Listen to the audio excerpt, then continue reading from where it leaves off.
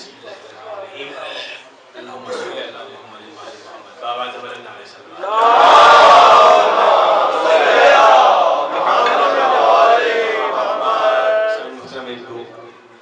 ضروری گزارشات کہ اس عمل کو محفل پڑھنا کہتے ہیں جہاں انور غنی صاحب جیسی شخصیت جو اس کا حق ادا کر سکتے ہیں محفل پڑھنے کا وہ موجود ہیں.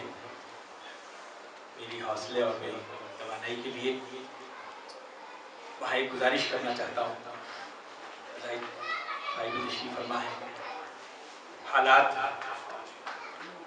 جس نہج پر پہنچ چکے ہیں آج سمجھ آ رہی ہے کہ اس منبر پر خطابت کے طریقے کو تراشا کیسے گیا ہے. بات کرنے کے لیے تشبیہ و استعارے اور لفظوں کے استعمال کو کیوں تربیت دی جاتی تھی. یہ ہمارے بزرگوں نے جو مزاج بنایا تھا اس کی ضرورت کا احساس آج ہو رہا ہے. اور اگر میں برسر منبر کھل کے نہ کہوں تو آپ لوگ سمجھ رہے ہیں کہ آج ہر اس گفتگو کو، ہر اس لفظ کو، ہر اس بات کو ریکارڈ کر کے اس جگہ پہنچایا جا رہا ہے جہاں اسے توہین رسالت کے زمرے میں لایا جا رہا ہے. لیکن یاد رکھیے یہ منبر علی کا منبر ہے. قانون کتنے بن جائیں، طریقے کتنے بدل جائیں، لیکن نہ علی کا تولہ رکے گا نہ دشمنان علی کا تولہ رکے گا. یہ تمام عمل اسی لیے بنائے گئے. میرے پڑھنے والوں سے گزارش ہے خدا سب کو سلامت رکھے. بدترین حالات میں بھی اس سے بڑھ کر اور بدترین حالات کیا ہوں گے کہ دار پر میسم فراز دار سے میسم بیان دیتے ہیں، رہے گا ذکر علی ہم زبان دیتے ہیں. تو ایسے حالات میں ضروری ہے اس منبر کی ذمہ داری. میں ایک ادنا سا طالب علم، جہاں تک میرا اختیار چلتا ہے، میرا اختیار ہی کتنا ہے، میں ایک طالب علمانہ سے گفتگو، لیکن اس منبر سے جو پڑھا جا رہا ہے، دیکھیے اب ہمیں دشمنوں کی ضرورت نہیں. ماشاءاللہ ہم خود کفیل ہیں. کل تک جو باتیں نہیں سمجھ آتی وہ انہیں جا کر بتانے والے ہمارے لوگ ہیں. ایک مثال چھوٹی سی شہر کی پیش کروں. میں نے گفتگو ختم کر دیا. جناب توصیف تبسم صاحب سے کون واقف نہیں، مسلک اہل سنت کی بہت بڑی شخصیت، شاعر، گورنمنٹ کالج میں اردو پڑھاتے تھے. 75 برس یا 80 برس کا سن ہے. وہ میرے دفتر میں داخل ہوئے تو کہنے لگے کہ اب تو مشکلات شمار نہیں ہوتی. میں نے کہا جی آپ یہ ذکر لے کر بے شمار والوں کے پاس کیوں آئے ہیں؟ ایک لمحے کو وہ خاموشی سے بیٹھ گئے. جب کوئی تاثر نہیں ملا، جنہوں نے 70 برس اردو ادب پڑھایا ہے بزرگان محترم، میں ان کی بات کر رہا ہوں. جب کوئی جواب نہیں ملا تو میں نے پوچھا کہ آپ کو میرا یہ فکرہ سمجھ نہیں آیا؟ تو انہوں نے کہا نہیں، اس میں کون سی بات ہے. تب انہیں میں نے سمجھایا کہ بے شمار کا مطلب کیا ہے. بزرگان گرامی، یہ اس منبر کا اعجاز ہے کہ بدترین معاشرے میں بھی، بدترین دور میں بھی عقیدے کی شمع کو محفوظ کیسے رکھا گیا ہے. سید محمد دہلوی سے لے کر جناب اظہر حسن زیدی تک کون سی ایسی بات ہے جو اس منبر سے نہیں کہی گئی؟ کبھی ادب کے دامن میں سم اٹھ کر، کبھی لفظوں کے پیرہن پہ نہ کر، کبھی اسے مانوی انداز دے کر. اس سے بڑھ کر جملہ کیا ہوگا کہ بقرعید کے قریب تقریر کرتے ہوئے کہا کہ میں نے ایک بکرا پالا تھا، اس نے ساتھ والے کا ایک دن پودا کھا لیا. تو اس نے مجھ سے کہا کہ آپ کے بکرے نے میرا پودا کھا لیا. میں نے کہا جانور ہے بیچارہ. جب اسے ایک دفعہ نہیں منع کیا تو پہلے پودا کھایا، پھر درخت کھایا، پھر پورا باغ کھا گیا، اور میں اسے کہتا رہا کہ یہ جانور ہے. اس نے کہا عجیب جانور بیچارہ ہے، سارا چارہ کھا گیا پھر بھی بیچارہ ہے. یہ اس منبر کا فیض ہے، کیا بات ہے، کیا اور بات یہ اس منبر کی تربیت ہے جو منتقل کرنا ہے اپنے نسلوں تک، تاکہ ہر حال دور میں یہ تذکرہ قائم و دائم رہے۔ شاعروں سے مجھے تھوڑی سی گزارش کرنی ہے، دیکھیے میں پہلی دفعہ اس لب و لہجے میں گفتگو کر رہا ہوں، میرا انداز نہیں، میں طالب علم خود ہوں، سیکھنے کے مرحلے میں ہوں، جو مجھ سے چھوٹے ہیں، چاہیے شوق سے پڑھیں لیکن آپ کا ہدف پورا ہونا چاہیے، خود ہدف بننے کی ضرورت نہیں۔ بزرگان محترم، سبحان اللہ، بہت عمدہ، خود ہدف اس وقت بنیں گے جب بات میں سلیقہ نہیں ہوگا۔ شاعری کمال نام ہے اس چیز کا کہ اس میں سب کچھ کہہ دیا جائے لیکن کوئی قانون کی گرفت نہ ہو سکے، کوئی اسے بلیک میل نہ کر سکے، اس لیے کہ ہم سچوں کا تذکرہ کرتے ہیں۔ سچوں کا تذکرہ کرنے کے لیے لفظ محتاج نہیں ہوتے، لفظوں کے محتاج نہیں ہوتے، ذکر علی کے لیے لفظوں کا محتاج نہیں، علی کا ذکر، لفظ علی کے ذکر کے محتاج ہیں۔ دو چیزیں بس اپنی زحمتیں آپ کی تمام، دو چیزیں جو ہمارے عقیدے کی بنیاد ہیں، ایک ولایت علی اور ایک غیبت امام زمانہ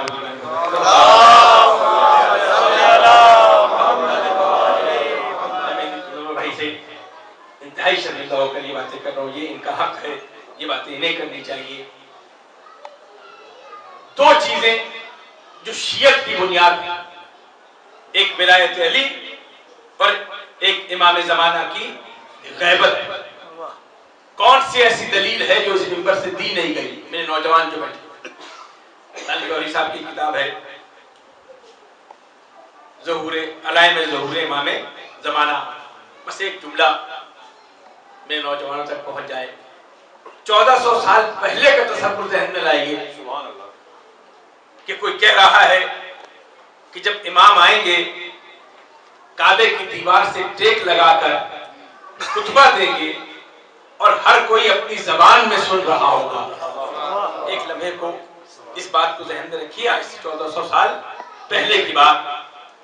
دیکھیے عقیدے کی شمع کو روشن رکھنا کتنا مشکل بات، جہاں نہ عقل تسلیم کرتی ہو، نہ شواہد تسلیم کرتے ہوں، نہ دلائل تسلیم کرتے ہوں، نہ علم تسلیم کرتے ہوں۔ یہی تو بنیاد ہے کہ علی کو نہ علم کے زور پہ مانے، نہ تقویٰ کی بنیاد پہ مانے، نہ کثرت عبادت کے زور میں مانے۔ علی کو اس لیے مانے کہ علی ماننے کی چیز ہے، جاننے کی چیز نہیں ہے۔ بس بزرگان محترم، زحمت تمام، یہ جملہ ذہنوں کو کیسے قبول کرے گا؟ لیکن چونکہ عقیدہ ماں نے دودھ میں پلایا ہے، عقیدہ علم سے نہیں ملتا، میں بہت گستاخی نہیں، مجھے نہ سمجھیے گا، زوم علم سے عقیدہ نہیں ملتا، کثرت عبادت سے عقیدہ نہیں ملتا، عقیدہ دعا سے ملتا ہے کہ ماں دودھ میں پلائے تو منتقل ہوتا ہے۔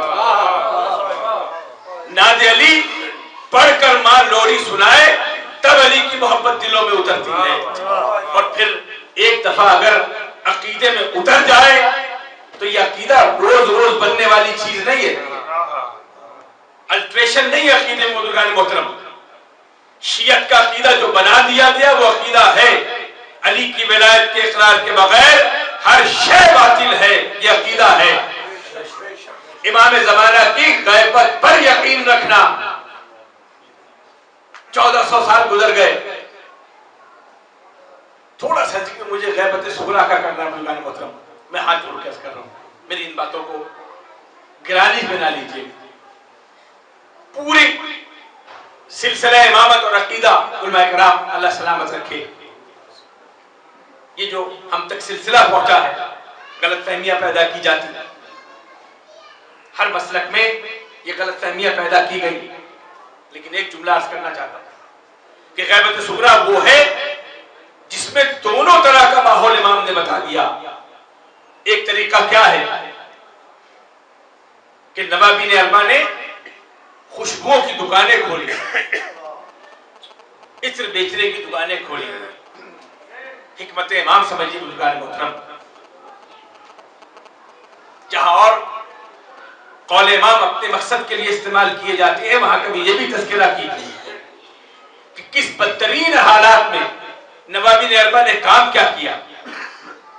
خوشبوؤں کی دکانیں کھولی، مومنین خوشبو خریدنے جاتے وہاں اپنے مسائل تحریر کر کے لکھ کے دے دیتے تھے. عریضہ لکھنے کا مطلب یہ ہے کہ جسے بھیج رہے ہیں وہ پڑھا لکھا ہے. پڑھا لکھا بغیر لکھا اسے ہی جاتا ہے, خط اسے ہی لکھا جاتا ہے جسے پڑھنا آتا ہے. ہر عقیدہ اپنی بنیاد رکھتا ہے. خوشبو کی دکان پہ جاتے تھے, اپنے مسائل لکھ کر حوالے کر دیتے تھے. دشمنی سمجھتے تھے کہ یہ خوشبو خریدنے آئے, پیغام حسین امامت پہنچانا کیسے. وہ خط نواب بن اربع لے کر غیبت صغریٰ میں امام کے پاس جاتے تھے. خط کا جواب بتاتا تھا کہ امامت چھلک کیسے رہی ہے. کچھ سوالات جو مومنین لکھ کے دیتے تھے اس کا جواب, اور اس کے بعد وہ جوابات جو ان کے ذہن میں نہیں آتے تھے کیا لکھتے تھے کہ یہ تم سے رہ گیا ہے. شان امامت ٹپکتی تھی اس خط سے. یہ نواب بن اربع کا کام کہ کیسے اس مسلک کو زندہ رکھا. اور اسی دور میں گستاخی مجھے معاف, یہ تاریخ ہے, میری طرف گھور کے نہ دیکھیے. اسی دور میں ایک کردار شلمغانی کا بھی ہے. بزم امامت میں بیٹھنے والا, اس دور سے سبق لیجئے, اپنے آپ کو محتاط رکھیے, عقیدے کی کوپلوں کو ذکر علی اور عزاداری حسین کے سائے میں پروان چڑھائیے. یاد رکھیے میں بہت چھوٹا آدمی, بہت طالب علم, لیکن ہر بارگاہ میں جانے کے لیے کچھ وسیلے کی ضرورت ہوتی ہے.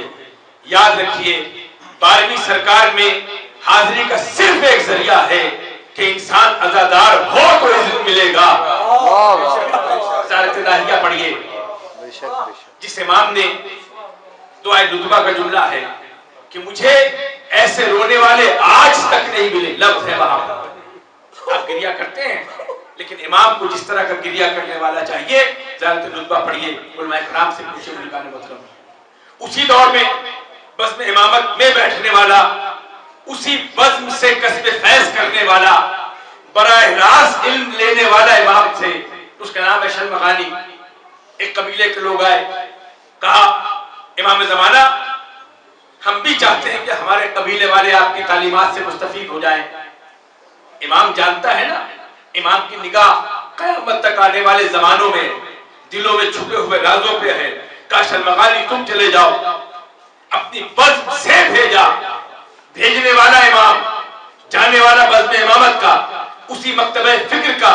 لیکن کیا کیا اس نے, اب جو پہنچا تو قبیلے والوں نے استقبال کیا. جاؤ حشم نظر آیا, دنیا داری نظر آئی, دماغ پھر گیا. دعا کیجئے کہ بزم امامت سے اٹھے تو امام کے ماننے والے ہو کے اٹھے, آخر عمر میں عقیدہ خراب نہ ہو. میں آج کی بات نہیں کر رہا بزرگان محترم, وہ جو چلے جاؤ حشم نظر آیا, قبیلے والوں نے استقبال کیا تو وہاں جا کے دلیلوں کے انبار لگا دیے. لفظ استعمال کرنا چاہتا ہوں, وہاں لوگ پلک سوارنی شروع کی. امام ابھی پردہ غیب میں ہے, غیبت صغریٰ میں ہے, اور وہاں جا کر اپنی تعویلیں پیش کرنی شروع کی کہ دیکھو شیطان کو برا نہ کہا کرو, اس لیے کہ اگر شیطان نہ ہوتا تو ہمیں رحمان کا پتہ کیسے چلتا. ہم اس لہجے کو پہچانتے ہیں, تبرہ سے منع کرنے والے آج کے لوگ نہیں ہیں.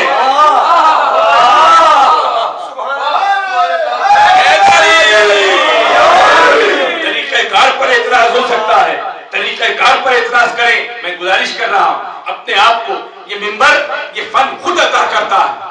خلوص آپ لائیے, دینے والا علی کی ذات ہے, مولا کی ذات ہے. اب جو یہ دلیلیں پیش کرنی شروع کہ شیطان کو برا نہ کہیے, اس لیے کہ وہ نہ ہوتا تو ہمیں رحمان کا پتہ کیسے چلتا. امام تک اطلاع پہنچی, شکایت پہنچی. ایسی شخصیت کو جو زمین دوز ہو جانا چاہیے جس کی امام کی موجودگی میں شکایت پہنچ گئی ہو. شکایت پہنچی بزرگان محترم. امام نے جب یہ سنا, علم جانتے ہیں میں بہت ادنا سا طالب علم, توقی فقہ میں جو امام تحریری طور پر جسے منع کرے لکھ کر اسے توقی کہتے ہیں. امام نے اپنی بزم کا پلا ہوا, وہی کا بیٹھا ہوا, اپنا بھیجا ہوا امام نے توقی لکھی کہ اس شرمغانی کی اتباع نہ کرنا یہ کذاب ہے. جسے امام زمانہ کذاب کہتے بزرگان گرامی، اس سے بڑھ کر لعنت کا حقدار کوئی اور ہو سکتا ہے؟ دونوں صورتیں میں آپ کی خدمت میں پیش کرتی ہوں. امام زمانہ کی غیبت صغریٰ کے دونوں انداز کہ امام تک حاضری کا کیا طریقہ ہے اور اس عمل سے بچنے کا کیا طریقہ ہے. یاد رکھیے، جب بھی منافقت آپ پر حملہ کرے گی تو منافقت کا لبادہ اوڑھ کر نہیں آئے گی، خیر کا لبادہ اوڑھ کر آئے گی. آپ سے زیادہ علی علی کرے گا، آپ سے زیادہ علی کی تعریف کرے گا، لیکن لہجہ بتا دے گا کہ زبان سے علی علی کر رہا ہے یا دل سے علی علی کر رہا ہے. پروردگار عالم محفوظ رکھے. نسخہ بتایا، بس گفتگو ختم، 12 منٹ سے اوپر ہو رہا. نسخہ بتایا اس مسیح نے جو ہمارا مسیح، کہ جب کبھی شہر میں کوئی وائرس آ جائے، کوئی خطرناک وائرس حملہ کر دے، آج کی زبان میں بات کروں، ڈینگی وائرس حملہ کر دے، تو کیا سارا مجمع اس کا علاج کرتا ہے؟ کچھ افراد ایک کونے میں بیٹھ جاتے ہیں، بظاہر وہ آپ سے الگ تلگ ہو جائیں گے، آپ کے ساتھ شریک نہیں ہوں گے، لیکن وہ اپنا کام کر رہے ہوں گے. وہ اس کے خد و خال کا جائزہ لیں گے، اس کے اثرات کا جائزہ لینے کے بعد اس کا علاج دریافت کریں گے. علاج دریافت کرنے کے بعد کوئی ایک کیپسول بنا دیں گے، آپ سے صرف اتنا تقاضا کریں گے کہ تم یہ کیپسول کھا لو،